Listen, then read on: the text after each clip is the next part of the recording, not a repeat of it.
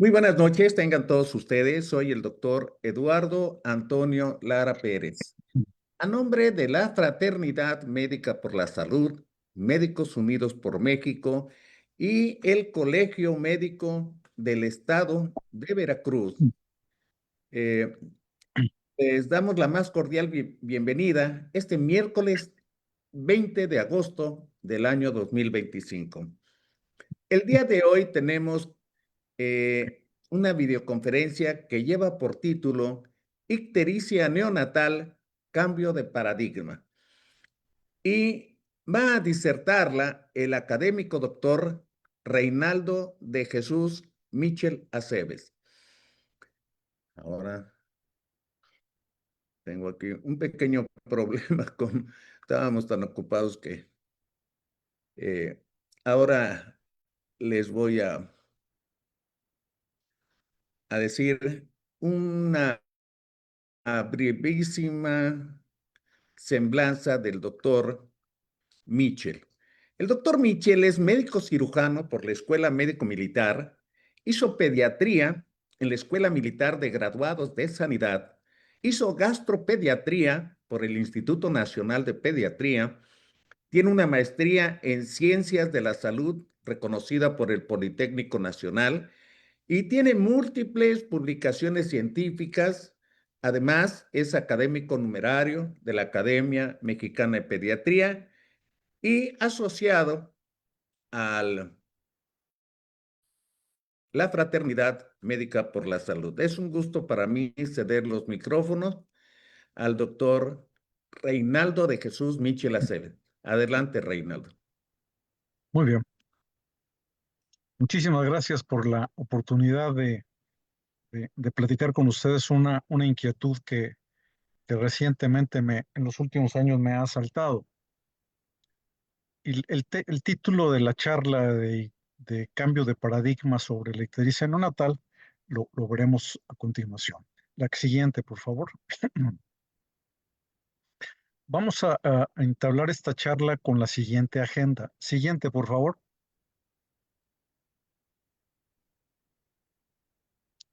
Hablaremos un poco sobre la ictericia, luego sobre hiperbilirubinemia indirecta con un caso clínico de kernípteros o encefalopatía bilirrubínica, después un caso de hiperbilirubinemia directa sobre atresia de vías biliares, y ahí desglosando los síndromes colestásicos y haciendo énfasis en el diagnóstico oportuno de cualquier hiperbilirubinemia. La siguiente, por favor. Hablar de hiperbilirubinemia e ictericia pareciera ser lo mismo, pero diría un amigo mío, es igualito, pero diferente. El Perdón. color amarillento, la siguiente, el color amarillento de la piel es la ictericia. La bilirrubina tiene valores normales que deben ser menor a 1.5 miligramos por decilitro o 25 milimolas por litro, y el 95% de esta bilirrubina es indirecta. Hablamos de hiperbilirrubinemia cuando se excede esta cifra, es decir, es mayor a 1.5 miligramos por decilitro. Clínicamente, la ictericia es visible cuando la bilirrubina es mayor de 5 o 6 miligramos por decilitro. ¿Qué condiciona la hiperbilirrubinemia? Hay dos situaciones principales. Primero, la disminución en la captación o conjugación hepatocelular, y ahí tenemos lo que benignamente hemos llamado ictericia fisiológica, que es más frecuente en la prematurez, en el hipotiroidismo y también en la asociada a seno materno, y algunos medicamentos la pueden producir. Y cuando hay un incremento en la producción, esto es secundario a hemólisis, incompatibilidad de grupo o de RH, defectos de la membrana enzimática de la membrana del eritrocito, o defectos enzimáticos, coagulación intravascular diseminada, policitemia y cefalomatoma. La siguiente, por favor.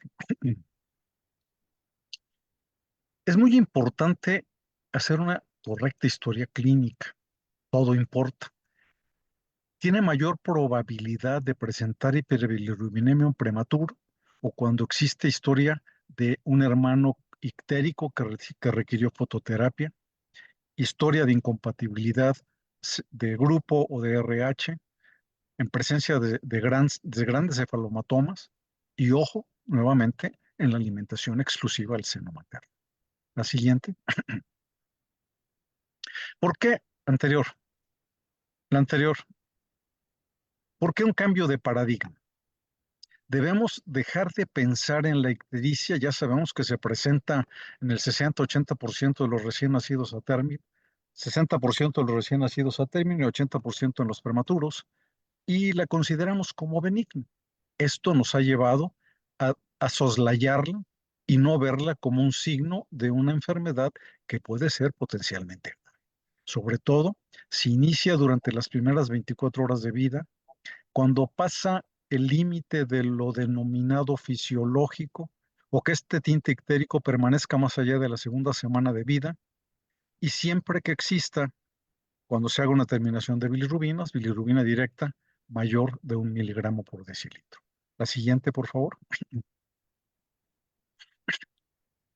Hablar de ictericia, en cuanto a ictericia fisiológica, ya decía yo que se presenta en el 60% de los recién nacidos a término, 80% de los prematuros, pero inicia al segundo día de vida, dura de 10 a 14 días y es bilirrubina indirecta. Y hablar de ictericia fisiopatológica cuando se presenta en cualquier momento bilirrubina directa, que la ictericia persista más allá de 14 días o encontremos coluria o acolia. La siguiente, por favor. Voy a empezar con un caso clínico de un recién nacido pretérmino con una edad gestacional de 36 semanas, una madre primigesta, primípara, grupo sanguíneo A positivo, AIRH positivo, un padre sano, el embarazo controlado, todas las serologías negativas, el parto fue vaginal a las 36 semanas de vida, autóxico, y pesó al nacer 2.300 gramos y no precisó reanimación. La siguiente, por favor. Se fue egresado a las 48 horas, disminuyó peso como es esperado, pero ya se veía ictérico a las 48 horas. La medición de bilirrubina transcutánea encontró que tenía 10 miligramos por decilitro, por lo que se decidió vigilancia en el domicilio y nueva revisión en 24 horas.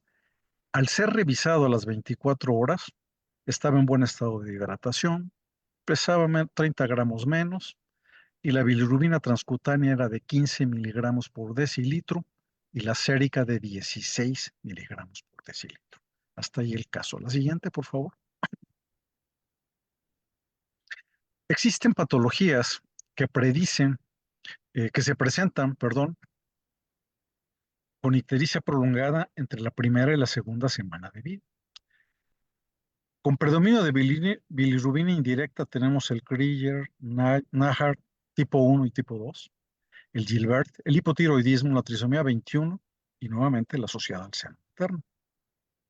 Y con bilirrubina directa podemos encontrar causas intrahepáticas que son el 99%, 98% de las causas de hiperbilirubinemia indirecta, y extrahepáticas que serían dos, el quiste de colédoco y la atresia de vías biliares. La siguiente, por favor. ¿Por qué tenerle miedo a la hiperbilirubinemia? Porque hay daño neurológico asociado a la hiperbilirubinemia. Cuando se exceden las cifras máximas de lo denominado fisiológico, por eso la razón de estarlas monitoreando, se presenta entre 10 a 40 por cada 100.000 nacidos vivos. La hiperbilirubinemia es la causa principal de reingreso a los hospitales. Afortunadamente tenemos curvas de monitoreo, manera de utilizar fototerapia, coadyuvantes de la fototerapia que los mencionaré más adelante, y si no, pues una exsanguinotransfusión para prevenir este daño neurológico, que es la encefalopatía rubínica o el espectro del kernicterus, que son grados variables de disfunción neurológica y auditiva. La siguiente, por favor. Cuando la bilirrubina no conjugada se acumula en los ganglios basales y en algunos núcleos del tronco encefálico, predominantemente cuando la bilirrubina es mayor de 20 miligramos por decilitro. Ya decía yo, las cifras se puede presentar Cuando ve uno que es el menos de 2% de los recién nacidos vivos, puede uno soslayarlo y que se presenta entre 0,2 a casi 3 por cada 100,000 nacidos vivos, siempre hay que estar atento a los factores de riesgo. La prematurez, enfermedad hemolítica, deficiencia de glucosa 6-fosfato deshidrogenasa, hemólisis por incompatibilidad ABO o RH, infección perinatal y nuevamente la lactancia exclusiva al seno materno. La siguiente, por favor.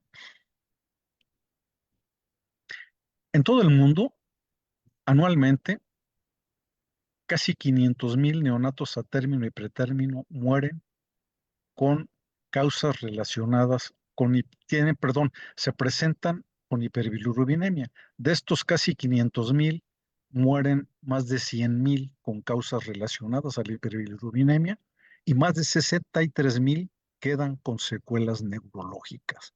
De modo que hay que estar muy atento. Es importante la exploración física completa para encontrar estos niños amarillos. Hay que abrir los ojos. La siguiente. Existen estos datos clínicos de ictericia, la escala de Kramer. Otro clic, por favor. Que actualmente solo se debe utilizar para determinar si está el niño ictérico y siempre confirmar con estudios de laboratorio. Como escala mnemotécnica, cuando está solo en cabeza y cuello, 5,8 miligramos, va aumentando de 3 en 3 a la zona 2, a la zona 3 y hasta la zona 5. Pero es bien importante solo usarla para eso. Existen en las guías de práctica, la siguiente, por favor, existen en las guías de práctica clínica estos flujogramas para el diagnóstico y tratamiento de la ictericia neonatal. No me voy a detener en desglosarlos, es imposible, está muy pequeño. La siguiente, por favor. Pero es importante buscarlo. Tenemos la ventana de oportunidad los primeros 6 días, porque el riesgo de ictericia neonatal severa es mayor entre el tercero y el sexto día del nacimiento. Por tanto, tenemos que predicar la detección oportuna con el monitoreo, ya sea con mediciones transcutáneas o séricas, y tratarlo de manera eficiente para prevenir mortalidad asociada a la que sigue, por favor. En el catálogo maestro existen estas curvas que van por horas y con cifras e indican el procedimiento que se debe de hacer. La siguiente, por favor. Este es para prematuros, este es para recién nacidos de término, las cifras cambian, pero bueno, es importante conocerlas. Me voy al caso clínico número 2. Este es un recién nacido eutrófico, alimentado al seno materno y complementado o contaminado con fórmula, que estaba ictérico desde la primera semana de vida. No fue a su revisión ni de los 3 ni de los 7 días, pero al mes sigue ictérico. Quien lo revisó le recomendó que lo expusiera al sol. La siguiente, por favor. Ojo con la helioterapia. La helioterapia solo debe usarse con luz solar filtrada. Pasó el tiempo y llegó a una tercera visita, más o menos a los 60 días de edad. Determinan hacerle una toma de sangre para determinación de bilirrubinas, con bilirrubina directa de 6, las transaminasas pues, casi dentro de límites normales. Tomaron un ultrasonido que entre paréntesis y entre comillas salió normal. Afortunadamente lo refirieron a un tercer nivel, donde le hicieron un gamagrama de vías biliares y él captó el radiotrazador, pero no lo excretó. Se quedó todo en el hígado. La siguiente, por favor. Y hasta ahí. Me voy a referir a la colestasis, que significa reducción del flujo biliar al intestino. Desde el punto de vista de laboratorio, es cuando tengamos bilirrubina directa mayor a 1 miligramo por decilitro, o sea, bilirrubina directa mayor al 20% de las bilis totales, y si tenemos determinación de ácidos biliares que están mayores a 10 micromolas por litro. La siguiente, por favor. La bilirrubina directa Cuando existe una obstrucción al flujo biliar, del flujo biliar hacia el intestino, se reclutan eh, vías alternas, como el ciclo colehepático, el ciclo nefrohepático, y de ahí tenemos coluria. La siguiente, por favor. Hablar de síndromes colestásicos neonatales es un grupo de padecimientos que se presentan en los primeros meses de vida con ictericia, acolia y coluria. La siguiente, por favor. El objetivo principal de esto es diferenciar si el problema es intrahepático o es extrahepático, que son más o menos 50% de las posibilidades. La siguiente, por favor. Ningún dato clínico nos va a hacerlo diferenciar. Existen más de 100 padecimientos que están asociados con colestasis. Si reunimos todas estas 100 causas o más de 100 causas, tendremos un caso de colestasis por cada 2.500 recién nacidos a término. Entonces, tenemos un buen número de casos. La siguiente, por favor.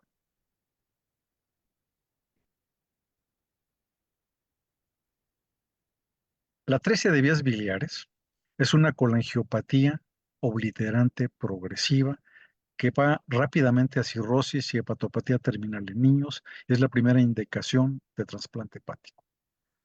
La incidencia varía de acuerdo a la región donde se vea. La atresia biliar tiene por lo menos, otro clic, tiene por lo menos 4 fenotipos. Otro clic, el más frecuente, la perinatal o adquirida, que es el 70-80% de los casos. La siguiente, por favor. Y la fetal o embrionaria.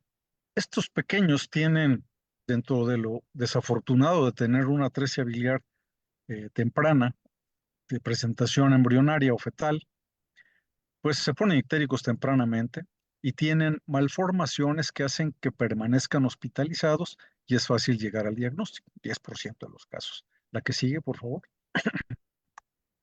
Pero la postnatal, que es el grueso de los casos de atresia biliar, no tenemos una causa específica y hoy, 20 de agosto del 2025, no tenemos una causa específica para la atresia de vías biliares. Pueden ser procesos infecciosos, inmunológicos, vasculares o toxinas. La siguiente, por favor. Por tanto, el diagnóstico de atresia de vías biliares es urgente, porque sin diagnóstico y tratamiento oportuno, tiene una mortalidad de 100% alrededor del segundo o tercer año de vida. La que sigue, por favor. ¿Qué tan importante es el caso de atresia biliar? Los síndromes colestásicos neonatales se presentan en cifras. Si en 2024 hubo más de 1.800 nacimientos, de acuerdo a cifras del INEGI, y de acuerdo a uno por cada 2.500 nacidos vivos, tenemos más de 700 pacientes con síndromes colestásicos, los cuales el 50%, es decir, más de 300, corresponden a atresia de vías biliares. La que sigue, por favor. Sin embargo, la que sigue, a los grandes hospitales de concentración del país, el hospital que ustedes quieran, hospitales del niño del estado que quieran, llegan entre 7 y 20 casos por año y se tiene una mortalidad cercana al 90%. La que sigue, por favor.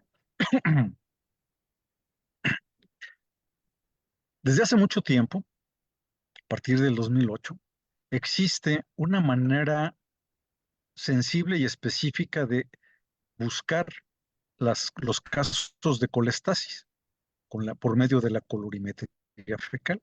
Tiene una sensibilidad entre 70 y 97% y una especificidad cercana al 100%. Esto, la colorimetría es buena, bonita y barata. La siguiente, por favor. En muchas partes del mundo se ha ido adoptando la colorimetría fecal como método de diagnóstico oportuno. En México la tenemos desde el 2013, pero desafortunadamente la tenemos insertada en la Cartilla Nacional de Salud.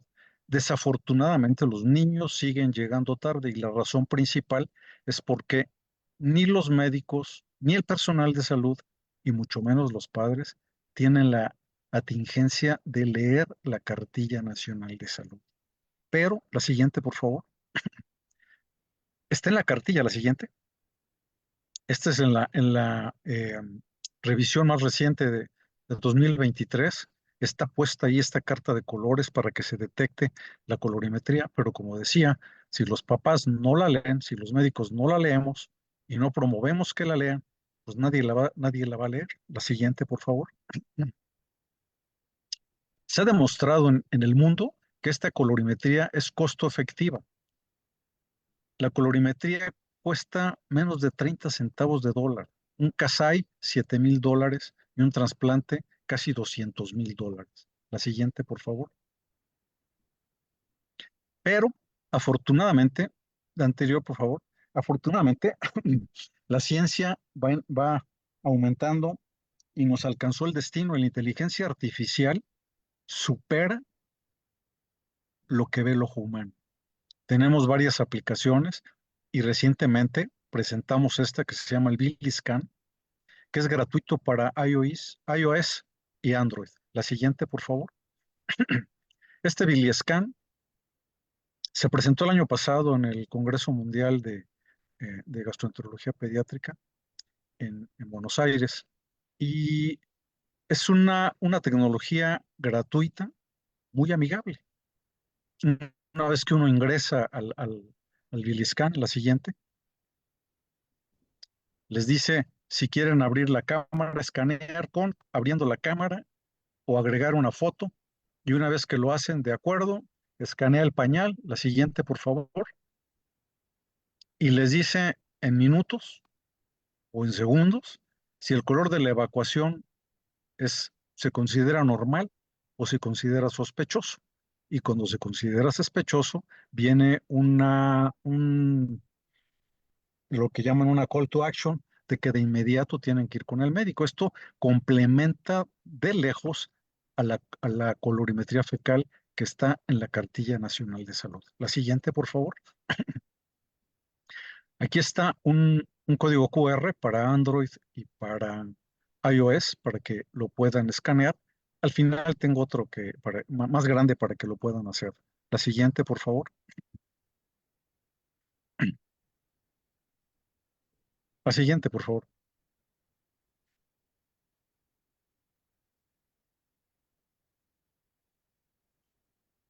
Tenemos que implementar la anterior.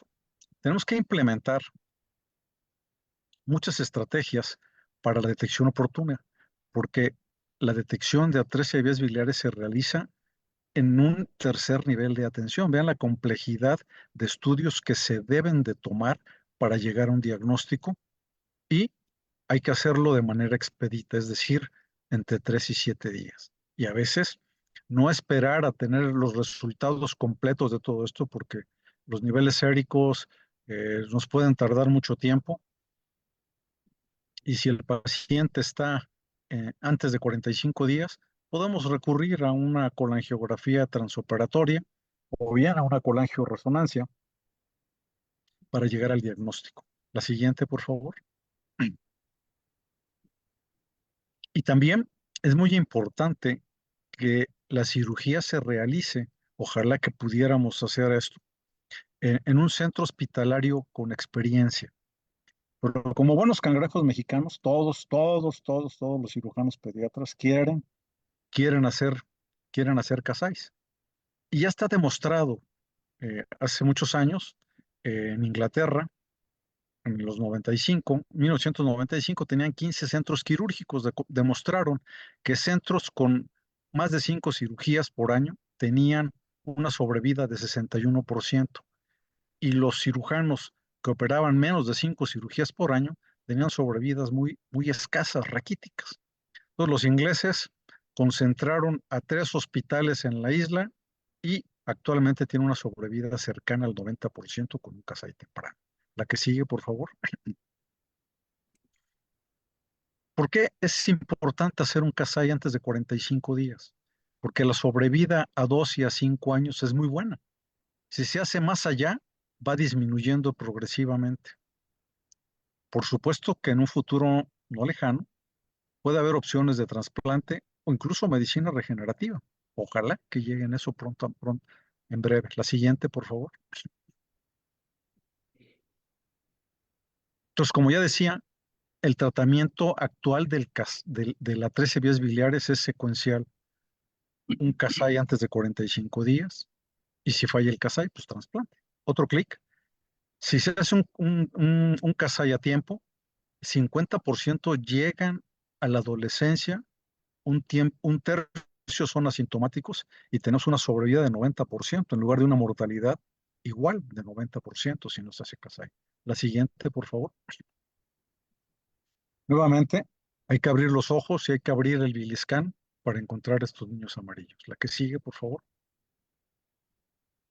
Tenemos instituciones, normas, cartilla, pero que no leemos, entonces tenemos que promover la lectura de las cartillas.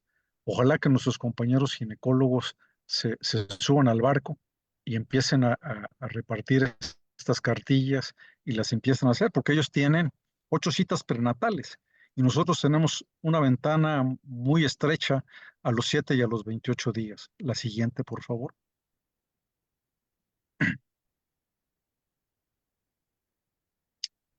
Aquí está un flujograma casero muy rápido de que si hubiera ictericia más allá de 14 días con bilirrubina directa mayor de 1 miligramo, se hace un ultrasonido. Si no tiene quiste de colédoco, si tiene quiste de colédoco, pues tratamiento quirúrgico. Pero si no tiene quiste, hay que referirlo a un tercer nivel, no quedarse con ese ultrasonido normal, porque la experiencia de los radiólogos ultrasonografistas en niños, no en cualquier lugar es buena.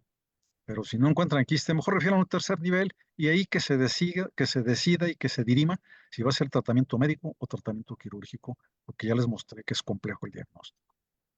Importante recordar, la ictericia, el cambio de paradigma está en ver a la ictericia como una enfermedad potencialmente grave, sobre todo si se presenta en las primeras 24 horas de vida, si persiste más allá de la segunda semana, si hay historia de prematurez, hermanos ictéricos o hermanos con incompatibilidad de grupo RH, cefalomatomas importantes o alimentación al seno materno, estar muy atentos y monitorear muy de cerca. La que sigue.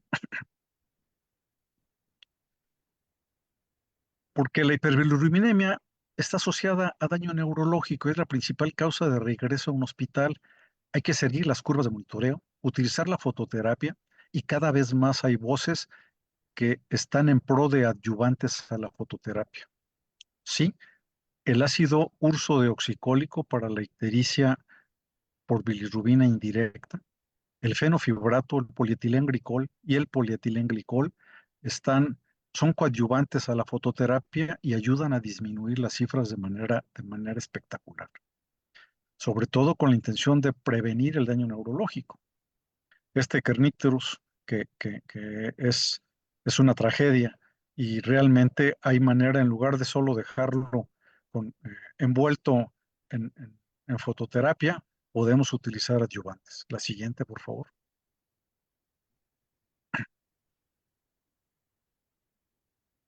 En los síndromes colestásicos, ya decía yo que son más de 100 padecimientos, 50% son atresia biliar, progresan rápidamente a hepatopatía terminal. La detección oportuna promoviendo el uso de la Cartilla Nacional de Salud para con la colorimetría fecal y sobre todo, actualmente, hacer más extenso el uso del biliscan y no quedarse con estos pacientes, referirlos de manera expedita a un tercer nivel para que se realice una cirugía de Kasai antes de 45 días. La siguiente, por favor. Cuando hay ictericia, pues los pasos a seguir en el primer nivel de atención, hay que determinar la cifra de bilirrubina, ver las gráficas, a qué corresponde y actuar. Y si hay bilirrubina directamente, pensar que es muy probable que tenga 13 vías biliares y referirlo directamente a un tercer nivel. La siguiente, por favor.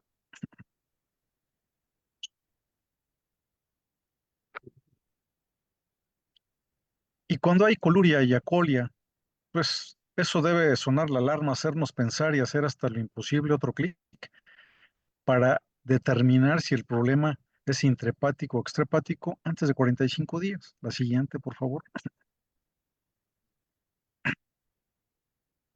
Tenemos, por supuesto, áreas de oportunidad. Educar al pregrado, al posgrado. En la visita de los 7 y los 28 días no actuar como médicos legistas, es decir, hay que hacer una exploración física completa, revisar un pañal, usar el biliscan, promover la lectura de la Cartilla Nacional de Salud en médicos generales, ginecobstetras, personal de enfermería y apoyarnos con el laboratorio y con trabajo social. La siguiente, por favor. Entonces hablamos sobre ictericia, hiperbilirubinemia indirecta, hiperbilirubinemia directa, síndromes colestásicos, y haciendo hincapié en el diagnóstico oportuno. La siguiente, por favor. Porque es bien importante que la sospecha clínica la hagamos y llegamos a un diagnóstico precoz. Y aquí les dejo unos minutos la app gratuita que es el Biliscan con un código QR para iOS y Android. Y con esto termino. Y estoy listo para ampliarles sus dudas con mucho gusto.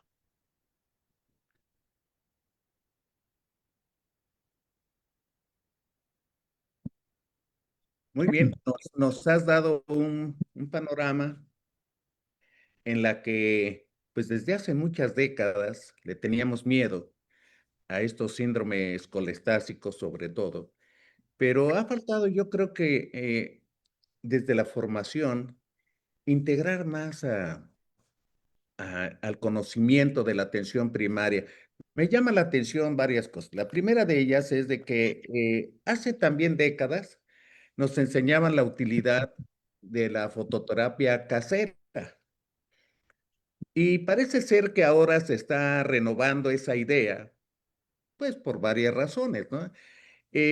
Un niño que tiene la desgracia de tener atresia de vías biliares, pues va a depender dónde vive y su código postal, su nivel socioeconómico y la accesibilidad a los servicios, porque va a ser un paciente de una estructura de tercer nivel. Pero hablando de los casos frecuentes de la ictericia, no de primer día, porque todas las ictericias del primer día de nacido, pues son patológicas hasta no Claro, demostrarlo con hasta no, solo el contrario. segundo día y tercero, pues habrá que ver los factores de riesgo, pero antes ahí andábamos picando niños para determinar bilirrubinas y su evolución. Ahora, el tener el Biliscan, pues es verdaderamente fabuloso y es de aplicación de primer contacto para hacer una referencia.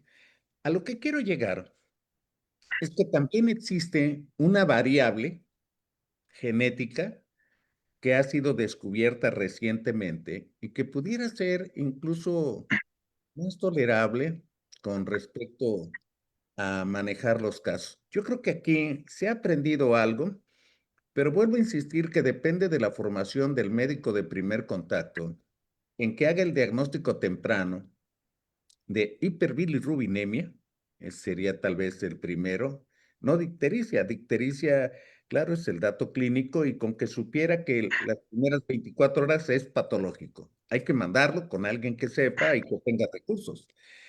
En la segunda, pues hay que valorar los antecedentes y cuestiones perinatales.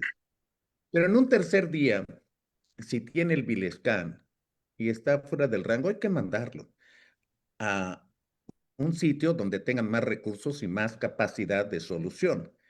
Voy a ceder la palabra al doctor, al maestro Arturo Loredo. Adelante, maestro. Muchas felicidades, ¿eh? Ha sido un repaso sensacional. Como yo pues no veo eso desde hace mucho tiempo, me ha permitido dar una idea de cómo los avances que han tenido en función a los 50 y tantos años que han pasado de que hice la residencia. Entonces es muy interesante. Quisiera hacer dos o tres precisiones. Primero, hablando de prioridad indirecta, no considerar, como ya se ha planteado, que sea del normal del prematuro, del recién nacido, hay que estar pendiente, vigilando al bebito. aunado a una exploración neurológica, ¿no? Porque vamos a ver cómo se está desarrollando ese bebé. Tiene los reflejos primitivos, cómo está el bebito, que me parece que es fundamental insistir con los médicos para que no se nos vaya la posibilidad de un diagnóstico. 2, utilizar el tamiz metabólico. El tamiz metabólico nos permite detectar hipotiroidismo, que es en un momento dado una causa de hiperbilirubinemia que daña el cerebro, o sea, por el hipotiroidismo se daña el cerebro, y entonces hay que diagnosticarlo también tempranamente. En ese caso, el paciente tiene el problema de la ictericia y la posibilidad de que la causa de esta sea hipotiroidismo. Entonces ya tenemos ahí dos problemas. Tercero, se insiste en que puede ser, bueno, no se insiste, se plantea que es por la alimentación al seno materno. Hay que suspenderlo. Ese es un error, a menos de que lo que yo aprendí, que no es una indicación para suspender el seno materno. Y entonces yo creo que esas condiciones para los médicos generales, los pediatras de primer nivel de atención, debemos estar muy atentos y no tener mucha autosuficiencia y decir, es una ictericia fisiológica. Vamos a ver si es cierto que tiene o no tiene eso. Entonces, yo creo que todas estas cosas debemos estar muy atentos para que no cometamos un error, porque los únicos que no cometen error son los que no ven niños. Pero esto es como la casa del jabonero, el que no cae resbala.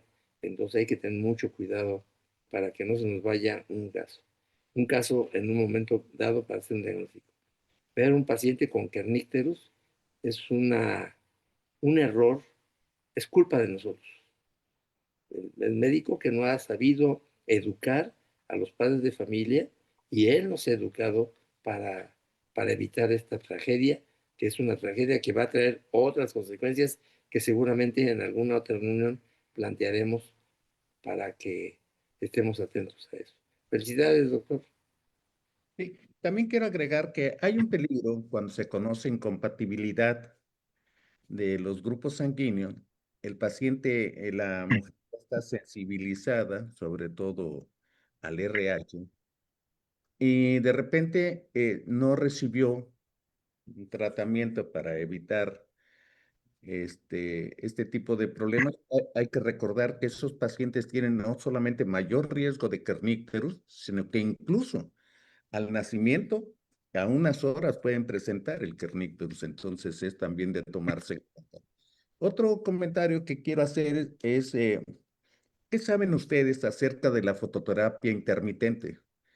Parece ser que ahora hay una tendencia de que ya no se dan fototerapias continuas a nivel hospitalario, a nivel de la UCIN o del CUNERO, sino que ahora se está proponiendo que sean fototerapias intermitentes. ¿Saben algo de eso?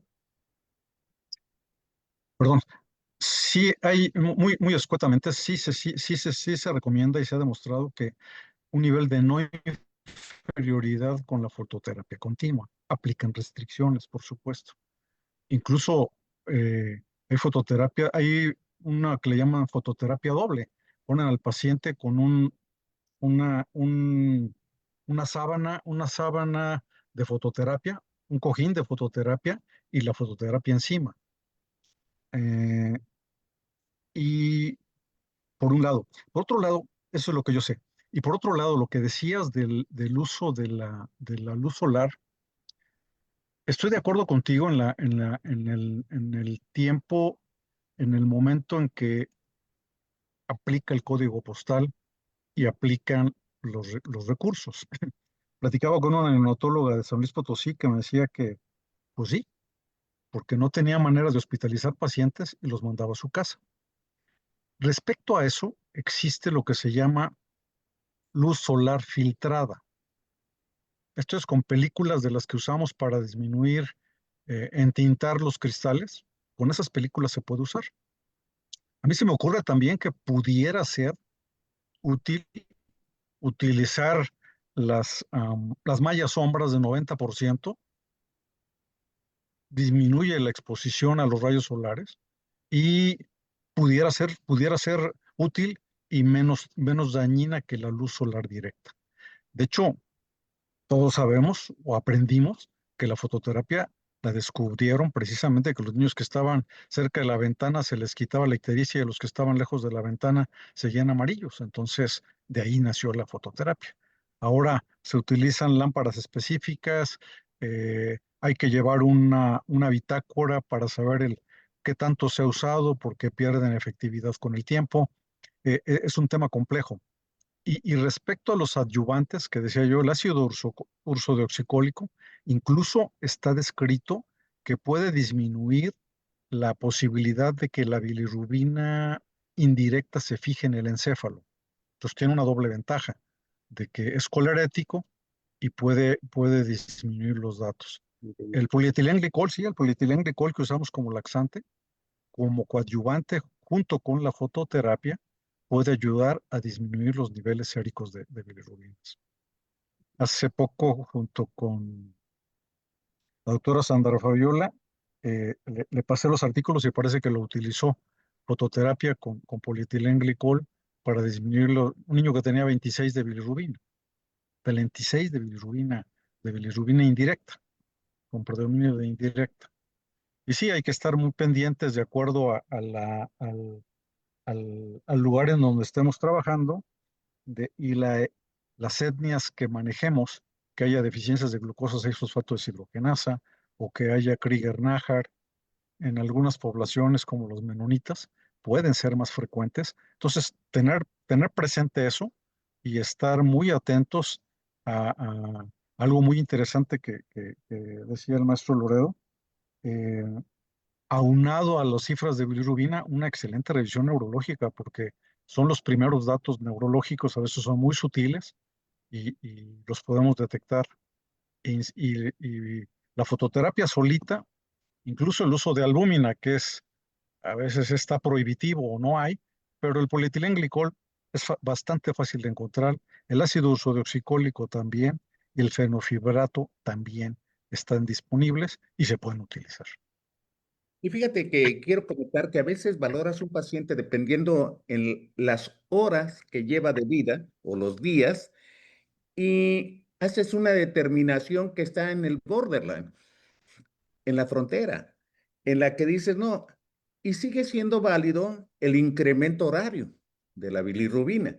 ¿Por qué? Porque puedes tomar decisiones terapéuticas, porque es muy difícil llevar, incluso con pacientes con fototerapia, pues ahí, cuántas horas llevan de uso, si sirve todavía que tengan una longitud de onda que sea útil para la conversión de la bilirrubina. En fin, es muy difícil, pero creo que sigue siendo válida y muy útil el estar valorando el incremento horario de bilirrubina indirecta, en este caso, para decidir una sanguinotransfusión o otra serie de medidas.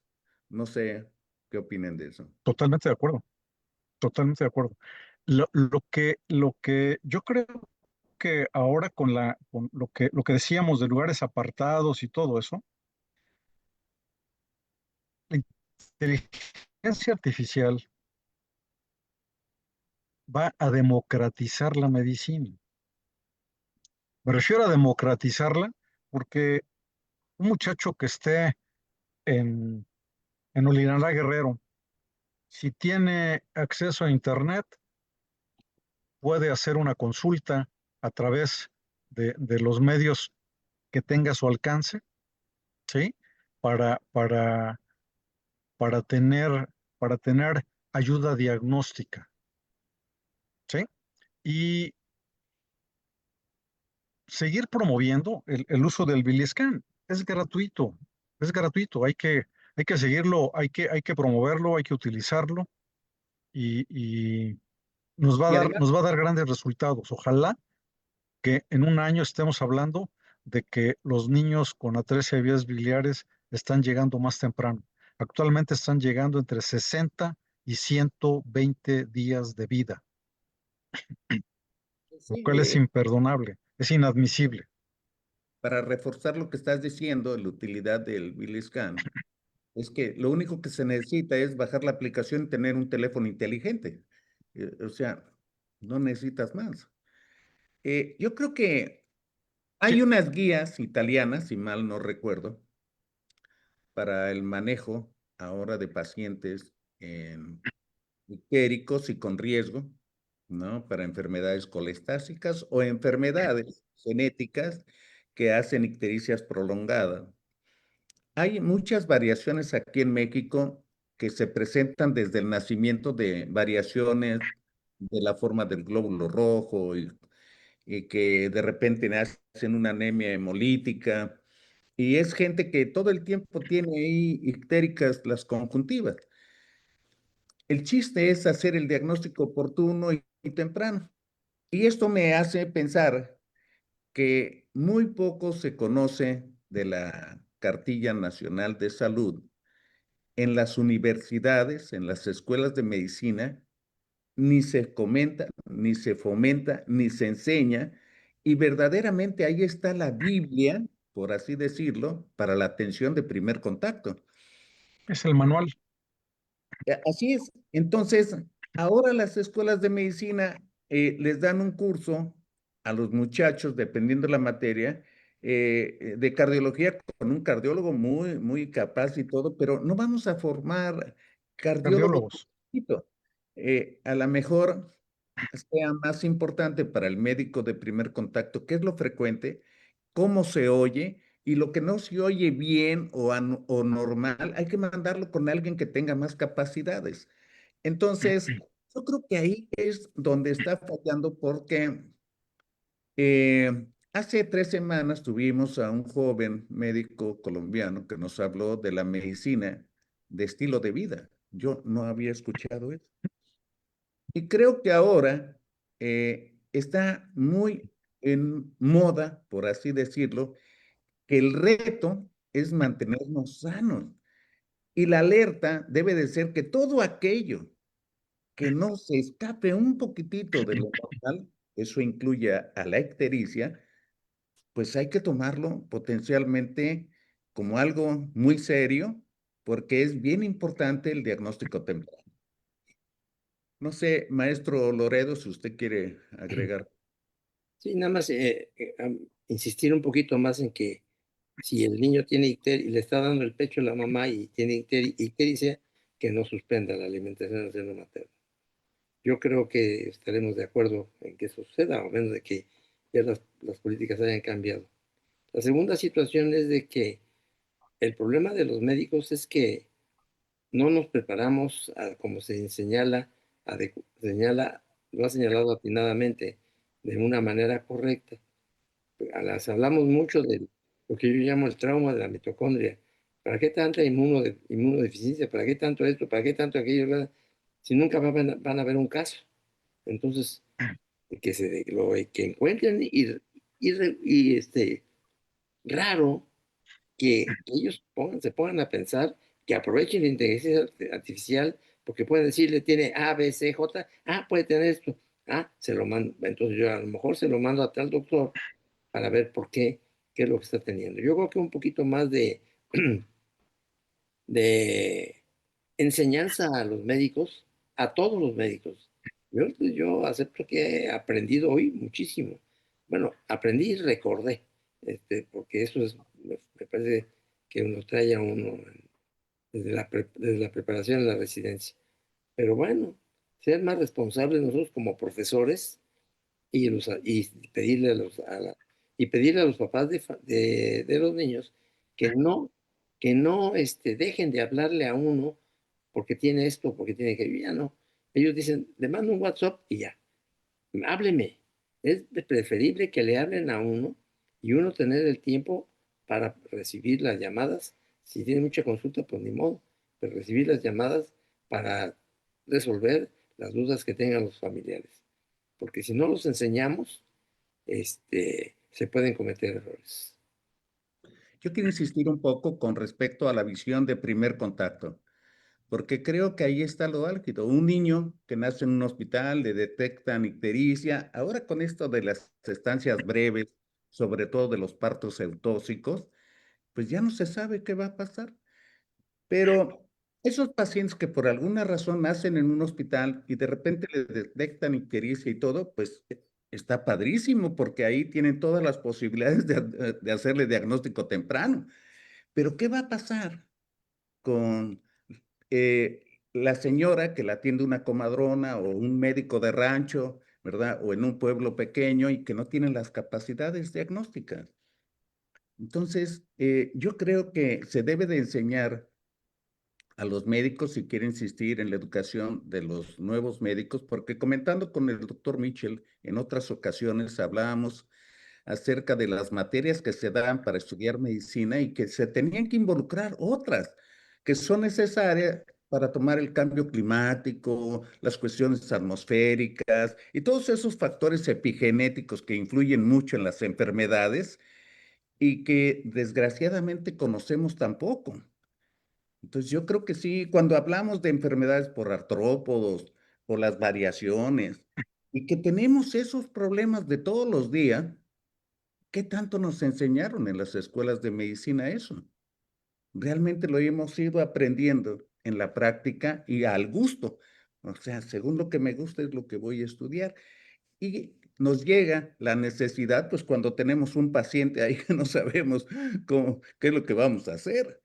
Entonces, yo creo que sí hay mucha tarea y me encanta lo que la conferencia de hoy del doctor Mitchell, porque tenemos un problema muy serio, que es de vida o muerte. O sea, un paciente con una colestasis, con una atresia de vías biliares, si no hacemos el diagnóstico y no lo canalizamos para su solución lo más tempranamente posible, el pronóstico va a ser mortal. Deberíamos de estar mejor pensando en las sobrevidas, como bien nos dijo el doctor Mitchell. Ese sería el éxito para mí. Pues quiero pedirle al doctor Mitchell si nos hace favor de mandar un mensaje final para cerrar esta videoconferencia. Muchas gracias. Pues simplemente este cambio de paradigma de dejar de ver a la ictericia simplemente como fisiológica y ser apáticos, cambiar el paradigma y pensar que estos niños se pueden complicar.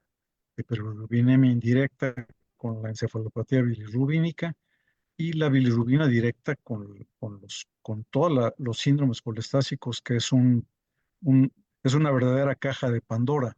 Entonces hay que estar muy alertas, hay que difundirlo al primer nivel, hay que difundir el uso de la Cartilla Nacional de Salud, que debe ser de lectura obligatoria para los padres y para los médicos y para los padres, y difundir el uso de esta aplicación de BiliScan que complementa la colorimetría fecal para el diagnóstico oportuno de los síndromes colestásicos. Muchas gracias, buenas noches.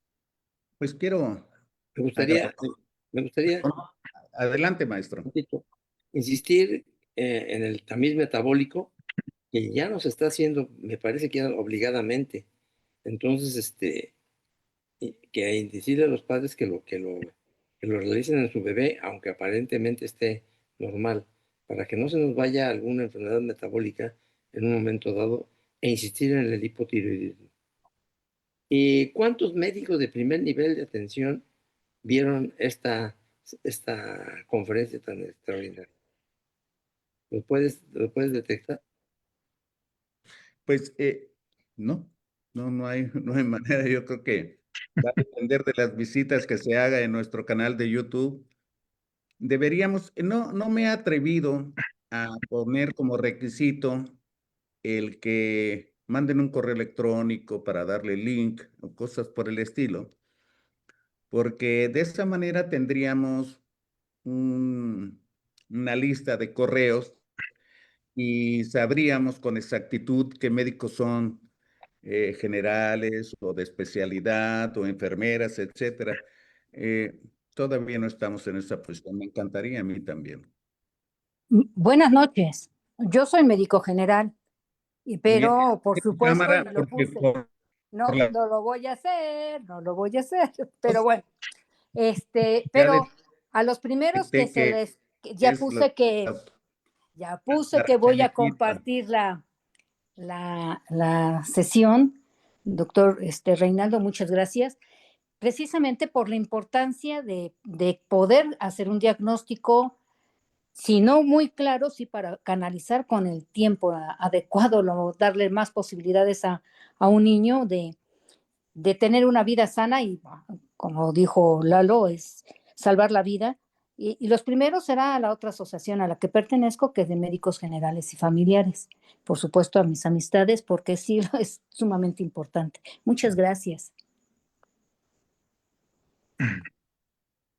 Gracias por tu comentario, Araceli. Realmente es valioso porque el que venga de un médico general y que además tiene mucha experiencia, la doctora Silva, yo creo que es bienvenido ese comentario. Pues si quisieras darnos un mensaje final, Reinaldo, por favor, antes de cerrar esta Lo digo. transmisión. Ya lo dio, dice el doctor Loredo, que ya lo di.